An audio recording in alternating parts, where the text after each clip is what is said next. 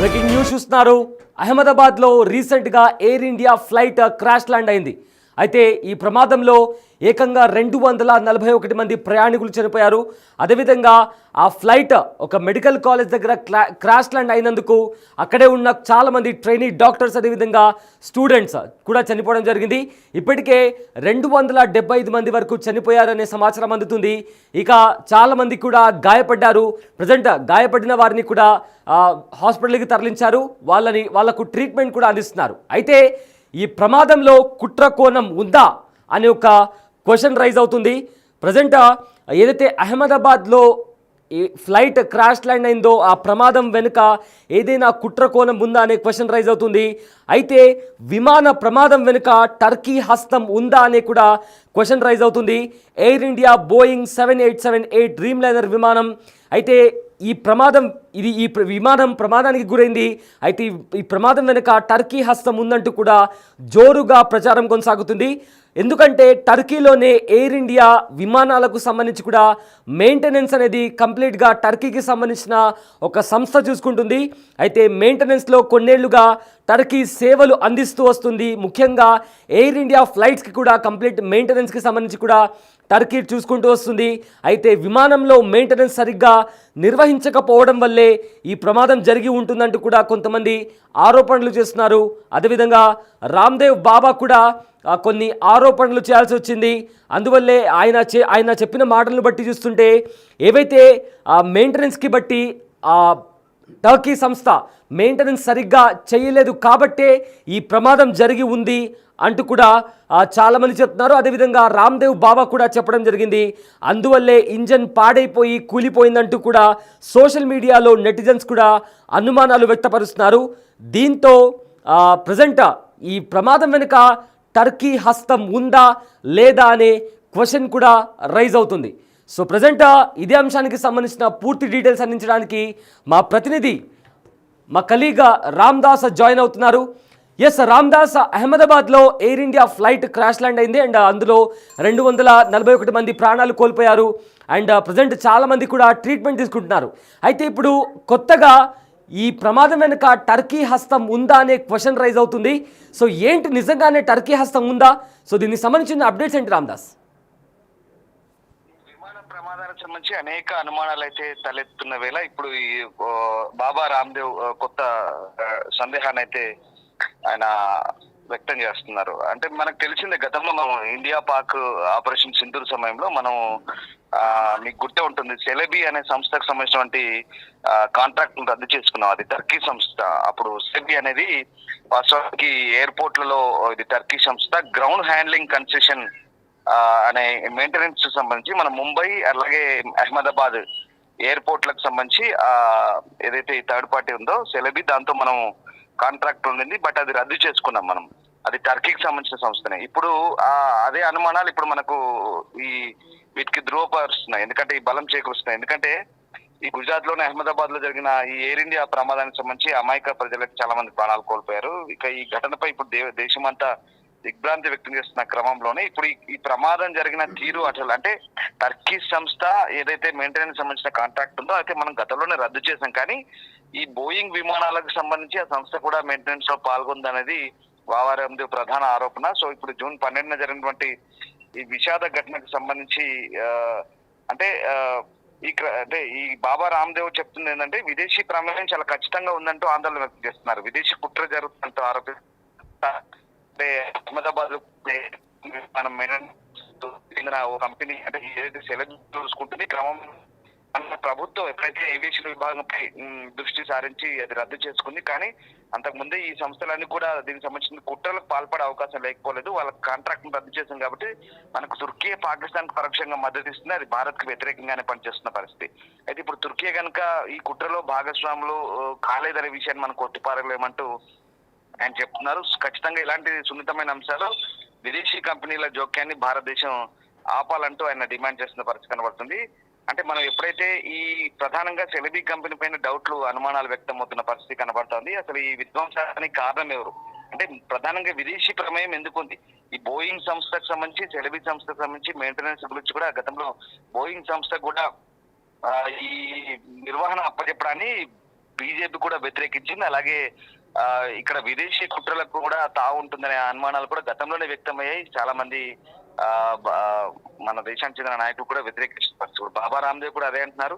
విమానయాన రంగంలో విదేశీ ప్రమేయం ఉండడం వల్లే ఈ కుట్ర జరుగుతుంది, ఇలాంటి కుట్రలు జరుగుతున్నాయంటూ ఆయన ఆరోపిస్తున్న పరిస్థితి కనబడుతుంది. సో మొత్తం మీద అయితే దీన్ని మెయింటెనెన్స్ అట్లాగే సర్వీస్ అండ్ మెయింటెనెన్స్ మంచి టర్కిష్ ఏజెన్సీ ఏదైతే ఉందో అది ఖచ్చితంగా బాధ్యత వహించాల్సిన అవసరం ఉందంటూ ఆయన అనుమానాలు చెప్తున్నారు.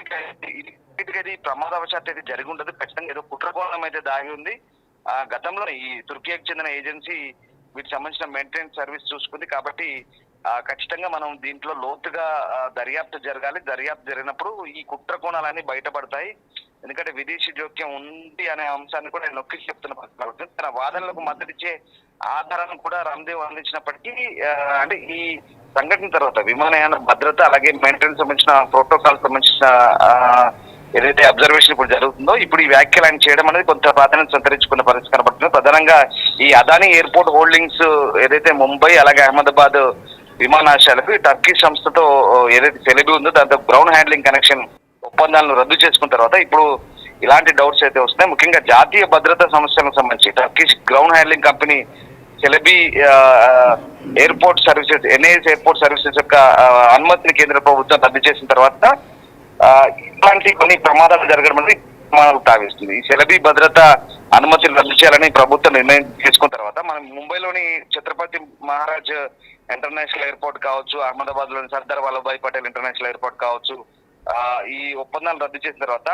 ఇక్కడ మనకు అన్ని గ్రౌండ్ హ్యాండ్లింగ్ సౌకర్యాలకు సంబంధించి వెంటనే అప్పగించాలని షెలబీని ఆదేశించినట్టుగా మన అధికారులు అయితే చెప్తున్నారు. కానీ ఇక్కడ పాకిస్తాన్ తుర్కీ మద్దతు ఇవ్వడం అలాగే ఉగ్రవాద శిబిరాలపై మన భారత్ దాడి చేసిన తర్వాత ఇట్లాంటి భౌగోళిక రాజకీయ పరిణామాలకు సంబంధించి ఈ నిర్వహణ కోసం టర్కిష్ టెక్నిక్ సంబంధించినటువంటి వైడ్ బాడీ విమానాల సంఖ్యను తగ్గించాలని ఎయిర్ ఇండియా కూడా అప్పటికే ఆలోచన తీసుకుంది. కానీ ఇక్కడ ఎయిర్ ఇండియా టీఓ కూడా అదే చెప్తున్నారు, క్యాంబెల్ విల్సన్. మేమైతే అంటే మన ఇక్కడ జాతీయ భావాలకు ఎలాంటి ఇబ్బంది కలగకుండా వాటిని మెయింటెనెన్స్ నిర్వహణ చేస్తున్నాం. ఇప్పటికే వాటిని సెలబీతో రద్దు చేస్తున్న ఒప్పందం. కానీ ఇక్కడ వీళ్ళు టెక్నికల్ ఆస్పెక్ట్స్ లో ఆలోచిస్తున్నారు. బ్లాక్ బాక్స్ అయితే దొరికింది, డివిఆర్ దొరికింది. ఇప్పుడు ఎన్టీఎస్బి American national transport security bureau ఎన్టీఎస్బి వచ్చారు, వాళ్ళు కూడా వచ్చారు. దీనికి సంబంధించిన డీకోడ్ చేస్తున్నారు బ్లాక్ బాక్స్ ని.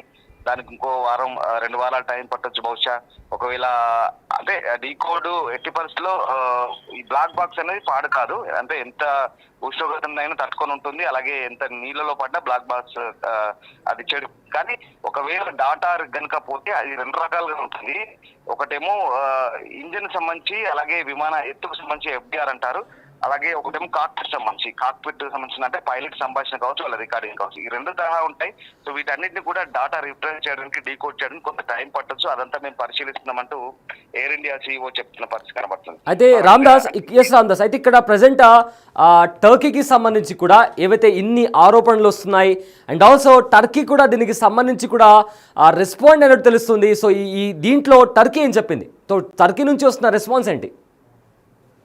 టర్కీ మొదట చెప్తే మేము బోయింగ్ విమానాలకు సంబంధించి మేము ఈ 787 సిరీస్ కి సంబంధించి మాకు సంబంధం లేదు, దాంట్లో మ్యాక్స్ 737 సిరీస్ కి సంబంధించి మేము మెయింటైన్ చేస్తామని చెప్తున్నప్పటికీ టర్కీ ఇప్పుడు దీనికి క్లారిటీ ఇచ్చే ప్రయత్నం చేస్తుంది. మన భారత్ నుంచి కొన్ని ఆరోపణలు వస్తున్న నేపథ్యంలో తాము air India Boeing 777 wide body విమానాలకు మాత్రమే మెయింటెనెన్స్ చూస్తామంటూ టర్కీ చెప్తుంది. ఇక్కడ భారత్ పాకిస్తాన్ యుద్ధ సమయంలో వాళ్ళు కంప్లీట్ గా వాళ్ళకు సహాయం చేశారు. అంతేకాదు తుర్కీ వైపు నుంచి డ్రోన్లను పంపారు, టెక్నికల్ సపోర్ట్ చేశారు పాకిస్తాన్ కి.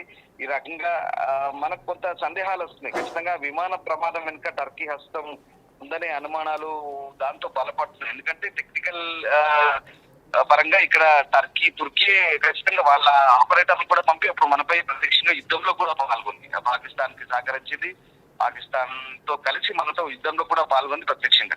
కానీ ఇప్పుడు ఈ బోయింగ్ విమానానికి సంబంధించి మాత్రం తుర్కీ ఒక క్లారిటీ ఇచ్చే ప్రయత్నం చేస్తుంది. 787 డ్రీమ్ లైనర్ సంబంధించి తమకు సంబంధం లేదు, కేవలం ఇండియాలో మేము ఉన్నంతసేపు ఆ సెలబీ అనే సంస్థ ఉన్నంతసేపు 777 వైడ్ బాడీ విమానాలకు మాత్రమే మెయింటైన్ చూసాం, అలాగే 737 మ్యాక్స్ విమానాలకు మాత్రమే చూసాము. ఈ 787 సిరీస్ కి మాకు సంబంధం లేదని చెప్తున్నప్పటికీ కూడా ఒకవేళ వాళ్ళ ఇన్వాల్వ్మెంట్ ఉండొచ్చు, అంటే వాళ్ళతో ఒప్పందం రద్దు చేస్తున్నప్పటికీ కూడా వాళ్ళ హస్తం ఉండొచ్చు. ఎందుకంటే తుర్కీ పాకిస్తాన్ మద్దతు ఇస్తున్న ఈ నేపథ్యంలో ఖచ్చితంగా కుట్రకోణాన్ని కొట్టిపోయాలి. ఇప్పుడు బాబా రామ్దేవ్ కూడా అదే చెప్తున్నారు, మిగతా కొంతమంది నేను కూడా ఇదే అనుమానాన్ని వ్యక్తం చేస్తున్న పరిస్థితి. సో ఈ నేపథ్యంలో అంటే వాళ్ళు క్లారిటీ ఇచ్చే ప్రయత్నం చేసినప్పటికీ మనకు సందేహాలు మనకుంటే పరమైన అంశాలు ఉంటాయి. అన్ని రకాలైన విషయాలు క్రోడీకరించి కుట్రకోణమా, నిజంగానే ఏదన్నా సాంకేతిక తప్పిదమా, లేదంటే మానవ తప్పమా, లోపాల, లేదంటే ఇంకా ఏదైనా ట్రస్ట్ లేదంటున్నారు, పవర్ లేదంటున్నారు. ఆ ట్రస్ట్ ఫెయిల్ అవడానికి కారణం ఏంటి? Trust in the sense lifting చేయడం, విమానాన్ని ముందుకు పెట్టడం అనేది ట్రస్ట్ అంటారు. సో ఆ రకంగా ఆ ట్రస్ట్ ఫెయిల్యూరా, లేకుంటే ఇక్కడ పవర్ ఎందుకు ఫెయిల్ అయింది, ఇంజన్ ఎట్లా ఫెయిల్ అయ్యాయి, జస్ట్ 30 సెకండ్లోనే విమానం ల్యాండింగ్ టేకప్ తీసుకున్నటువంటి 30 సెకండ్లోనే కంప్లీట్ గా టేకప్ కూడా పూర్తి కాలేదు. టేకప్ కూడా ఎందుకు ఫెయిల్ అయింది అనేది ఇక్కడ ప్రధాన సమస్య. సో ఆ రకంగా కంప్లీట్ గా ఇప్పుడు అయితే డీకోడ్ చేస్తున్నారు. బ్లాక్ బాక్స్ అయితే దొరికింది. DVR బ్లాక్ బాక్స్ ని కంప్లీట్ గా డీకోడ్ చేసిన తర్వాత, విశ్లేషించిన తర్వాత, ఆ పూర్తి సమాచారాన్ని అంతా తెలుసుకున్న తర్వాత ఇప్పుడు ఏది కానీ ఖచ్చితంగా చెప్పలేని పరిస్థితి కనబడుతుంది. కానీ ఇక్కడ కుట్రకోణాన్ని మాత్రం కొట్టిపారేయలేమనే అంశాలను కూడా ఇప్పుడు సందేహాలు లేవనెత్తున్నాయి. ముఖ్యంగా సెలబీ అనే సంస్థకు సంబంధించిన ఇన్వాల్వ్మెంట్ ఏమైనా ఉందనే కోణంలో కూడా భారత్ కు సంబంధించినటువంటి దర్యాప్తు సంస్థలు అయితే ఇప్పుడు దృష్టి సారించిన పరిస్థితి కనబడుతుంది. ఏదేమైనా బాబా రామ్దేవ్ ఒక వ్యాలిడ్ పాయింట్ ని రేజ్ చేశారు. నిజంగా తుర్కీ సంస్థ క్లారిటీ ప్రయత్నం చేసినప్పుడు కూడా మన అనుమానాలు మనకు కాబట్టి ఖచ్చితంగా ప్రభుత్వం ఈ కోణంలో కూడా దృష్టి సారించే అవకాశం లేకపోలేదు. ఈ విషయంలో కూడా దర్యాప్తును కూడా ఆదేశించే అవకాశాలు ఎక్కువగా ఉన్నాయి. Yes, thank you Ramdas, thanks for the update. అయితే అహ్మదాబాద్లో Air India flight crash land అయింది. దాని తర్వాత కూడా అందులో ఉండే ప్రయాణికులు 241 మంది కూడా అందులో మరణించారు. అక్కడ చుట్టుపక్కల ఉన్న స్థానికులు కూడా క్రాష్ ల్యాండ్ అయిన తర్వాత అక్కడ చదువుకునే ట్రైనీ డాక్టర్స్, అదేవిధంగా మిగతా డాక్టర్స్ కూడా చనిపోయారు. సో ఇదంతా నడుస్తున్న పరిస్థితుల్లో ప్రజెంట్ ఈ ప్రమాదం వెనుక టర్కీ ఉందా అనే ఒక క్వశ్చన్ రైజ్ అవుతుంది. సో అయితే దీనికి సంబంధించి కూడా టర్కీ రెస్పాండ్ అయింది. టర్కీ రెస్పాండ్ అవుతూ కూడా వాళ్ళు ఒక ట్వీట్ చేయడం జరిగింది.